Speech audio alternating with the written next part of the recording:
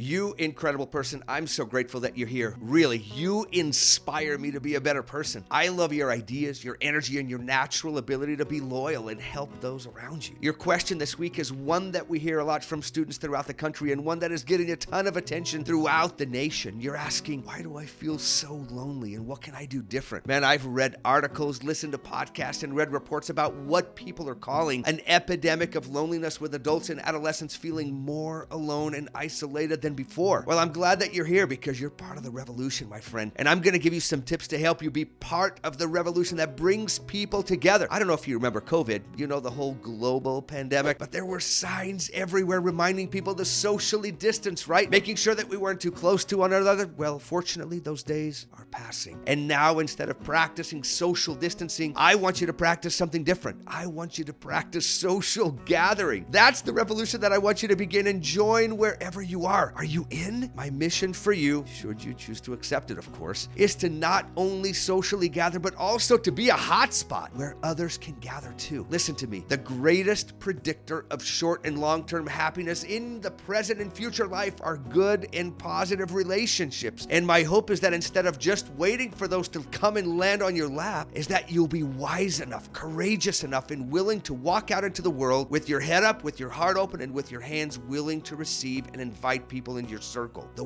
world needs you for real. Don't worry about feeling weird or awkward. Honestly, those things don't matter as much as you think they do. Instead, focus on planting yourself in the right places, doing the right things with good people like you who are also looking for friendship. Listen, I know that your fears hold you back sometimes, just like they held me back as well. But the truth is that 90% of the other teens around you are all looking for the same thing you are. They're looking for good people that are friendly, fun, and understanding. You hear me right now? Everyone around you is looking for the same thing you are. I know it's risky. I get it. But honestly, this is the most intelligent and sensible choice for you to make. So wherever you are this year, whatever your circumstances, whatever your history with people and the relationships that you've had, do yourself a solid and create an objective in your mind that says, I'm going to look for friends and work to be a better friend myself forever and ever and ever, no matter what, because it's wise and intelligent. I'm not trying to say that you can't ever have alone time where you read or game or study or watch a movie or just chill with your music or play an instrument or go for a hike or run or write some poetry or a story or paint or draw. I'm not afraid of being alone, and I don't want you to be afraid either. In fact, I want you to cherish those moments. Keep those moments of solitude, but get yourself out there and build a network because, my friend, you're going to need it. I'm not suggesting that you become the same as others. I want you to do it your way, with your own style, in a way that's unique to you. But my friend, let's learn to connect and to be a relationship master. I know that sometimes you're going to be rejected or dismissed, that your heart is going to break a little bit, or that people may gossip about you. You're going to have to walk through that valley of the shadow of death. That's just how it is. But you need to get back up and climb again. Okay, can we turn the page and talk about some quick tips to help you deal with your feelings of loneliness, and also with some quick ideas that you can put into practice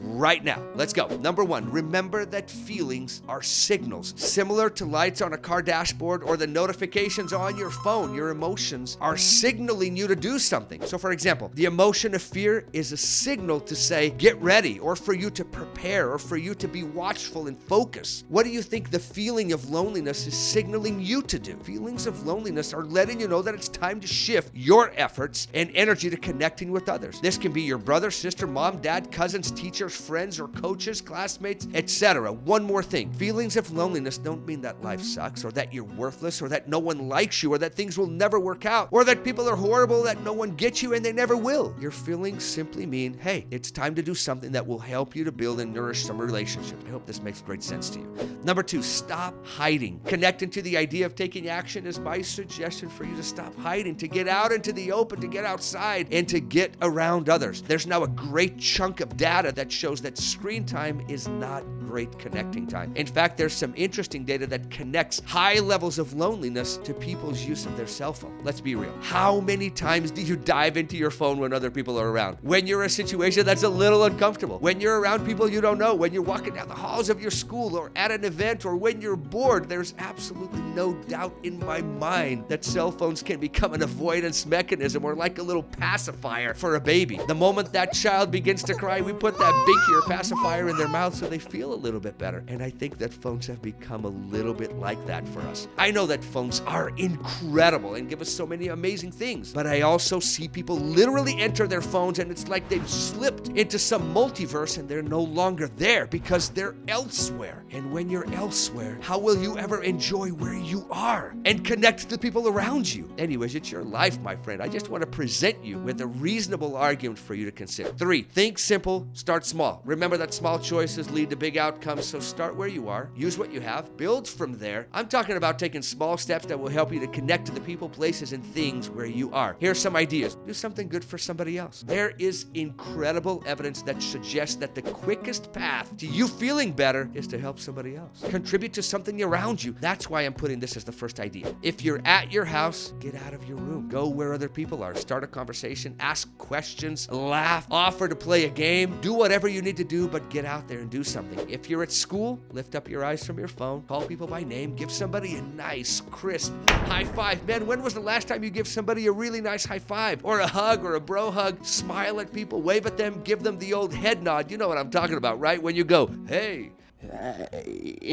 The key here is get your I'm friendly, cool, and approachable person vibe and send it out into the world. Be the one that initiates hangouts, fun, and adventure. Don't get stuck waiting. Instead, send out a text or call someone. At least open the door, right? This won't always work. Sometimes people are hanging out elsewhere or busy or whatever, but at least give yourself the chance to succeed. If you do happen to go to social media, go there to connect, to comment, to engage with people who are around, instead of just scrolling through that never-ending universe of other people's lives and what they're doing. And please remember, in all of your interactions online, my dear friends, be respectful, be kind, and for heaven's sakes, be smart. Never, ever, ever send anything that is inappropriate or that you would be embarrassed to have your parents or good friends see. No matter what, don't fall for that trap. And lastly, use your alone and solitary time wisely. You're going to be alone a lot in this life. I believe that this is actually a critical and important time in your life. The greatest people in history, the greatest thinkers, philosophers, artists, and people who have changed the course of humanity deliberately sought out time alone, time where they could think for themselves, where they could get some clarity or even consider the direction of their lives. Remember that you are not meant to just be a reflection of other people's ideas or other behavior. You're here to create, to bring your special brand to the world, so that when you find yourself alone, invest in hobbies, interests that help you to bring beauty and creativity and awesomeness to this world. Don't just fill your alone time with entertainment or other people's YouTube stories or whatever else. I know that sometimes those things can be inspiring, and if so, go for it. But remember that life is not a spectator sport. You gotta get in the game and build, baby. Thanks for your brilliant question. I hope these ideas can help you to listen to your emotional signals with a better